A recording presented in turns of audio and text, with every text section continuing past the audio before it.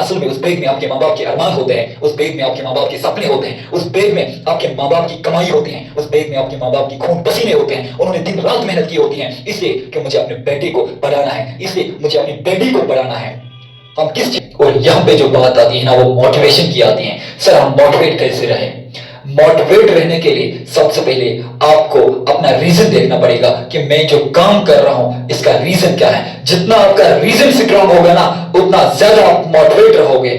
For example آپ چاہتے ہو کہ مجھے ڈاکٹر بننا ہے، مجھے انجینئر بننا ہے، مجھے اپنے ماں باپ کی جو سختیاں ہیں جو انہوں نے اپنی زندگی میں برداشت کی ہیں ان کو اس مصیبت سے نکالنا ہے، ان کو اس غربت سے نکالنا ہے، اپنے ماں باپ کو پراؤڈ فیل کروانا ہے۔ اینڈ وہ موٹیویشن جو ہے نا، وہ جو ریزن آپ کے اندر ہے نا، وہ آپ کو لائف میں ہمیشہ آگے بڑھنے میں ہیلپ کرے گا۔ اب وہ آئے گا کہاں سے؟ وہ اندر سے آئے گا، وہ باہر کی موٹیویشن نہیں۔ آج عارف سر آپ کو موٹیویٹ کرے گا، آج کوئی موٹیویشن اسپیکر آ کر آپ کو موٹیویٹ کرے گا، آج کوئی ٹیچر آپ کو موٹیویٹ کرے گا، وہ موٹیویشن ایک دن کے لیے رہے گا، وہ موٹیویشن 2 دن کے لیے رہے گا، بٹ پوری زندگی آپ کیسے موٹیویٹ رہو گے؟ پوری زندگی کیسے موٹیویٹ رہو گے؟ جب تک کہ کوئی گول نہیں ہوگا آپ کو فلانی چیز اچیو کرنا ہے، اس کو اچیو کرنے کے لیے آپ کے اندر کی موٹیویشن ہونی ضروری ہے۔ آپ جب مارکیٹ میں جاتے ہو، مارکیٹ میں جا کر دائیں ہاتھ میں سگریٹ پکڑ کر بائیں ہاتھ میں فون رکھ کر اس سے آپ کی جو لائف ہے وہ ڈیسائیڈ نہیں ہوگی، اس سے آپ اپنی ماں باپ کو دھوکے میں دے رہے ہو، دھوکے میں رکھ رہے ہو، آپ اپنی ماں باپ کو دھوکے دے رہے ہو۔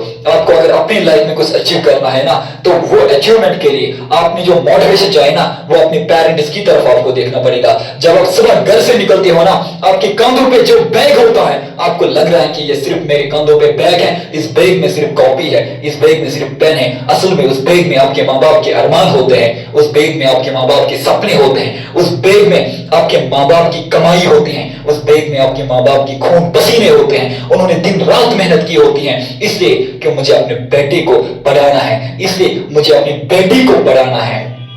ہم کس چیزوں میں انوالو ہو رہے ہیں؟ ہم جب کوچنگ جا رہے ہیں نا ہمارے سوسائٹی میں ایسے بھی بچے پڑھ رہے ہیں، ایسے بھی پیرنٹس ہیں، اینڈ اس کی ذمہ صرف بچے نہیں ہے، اس کی ریسپانسبلٹی جو ہے، اس کے جو ذمہ دار ہیں وہ پیرنٹس بھی ہیں، کیونکہ پیرنٹس کو یہ تک نہیں پتا کہ میری بیٹی کس کوچنگ سینٹر میں پڑھنے جا رہی ہے، میرا بیٹا کس کوچنگ سینٹر میں پڑھنے جا رہا ہے۔ اس کو کوچنگ سینٹر کا نام نہیں پتا، وہ سال میں کبھی کوچنگ سینٹر وزٹ نہیں کر رہا ہے، وہ سال میں کوچنگ سینٹر میں نہیں جا رہا کہ میں وہاں دیکھوں وہاں پہ کون سے ٹیچرز پڑھا رہے ہیں، میں جاؤں میں دیکھوں کہ میرا بیٹا میری بیٹی کوچنگ جا رہی ہے کہ نہیں۔ اس کو اپنے بیٹے کے لیے ٹائم نہیں ہے، اس کو اپنی بیٹی کے لیے ٹائم نہیں ہے۔ ہمیں ہی یہ چیزیں سدھارنا پڑے گا، ہمیں ہی کام کرنا پڑے گا، ہمیں ہی سوسائٹی میں کچھ اچھا کرنا پڑے گا۔ اس کے لیے ہم نے جنون جذبے کے ساتھ کام کرنا پڑے گا، ہمیں دیکھنا پڑے گا کہ صحیح کیا ہے غلط کیا ہے، ہمیں سمجھ کے کام کرنا پڑے گا، تب جا کر ہم آگے بڑھیں گے، تب جا کر ہم لائف میں کچھ اچھا کر پائیں گے۔ تو اگر آپ بھی موٹیویٹ رہنا چاہتے ہو تو اپنے پیرنٹس کی طرف دیکھو۔